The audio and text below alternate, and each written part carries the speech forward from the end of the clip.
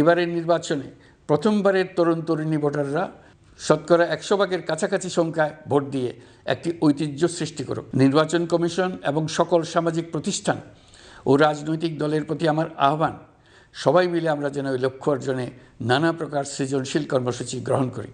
বিশেষ মনোযোগ দিয়ে ভুয়া ভোটারদেরকে তালিকা থেকে বের করে দিতে হবে। এবার আমরা প্রবাসী বাংলাদেশিদেরকে ভোট দেওয়া নিশ্চিত করতে চাই। অতীতে আমরা এই ব্যাপারে অনেকবার আশ্বাসের কথা শুনেছি।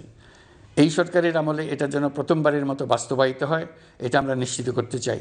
তবে রাজনৈতিক ঐকমত্যের কারণে আমাদেরকে আবার বলছি, যদি অল্প কিছু সংস্কার করে ভোটার তালিকা নির্ভুলভাবে তৈরি করার ভিত্তিতে নির্বাচন সম্পন্ন করতে হয়, তাহলে 2025 সালের শেষের দিকে নির্বাচন অনুষ্ঠান হয়তো সম্ভব হবে। মোটা দাগে বলা যায় 2025 সালের শেষ দিক থেকে 2026 সালের প্রথমার্ধের মধ্যে নির্বাচনের সময় নির্ধারণ করা যায়।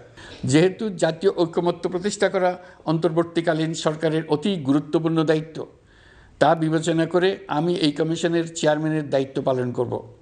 আমার সাথে এই কমিশনের সহসভাপতির দায়িত্ব পালন করবেন অধ্যাপক আলী রিয়াজ।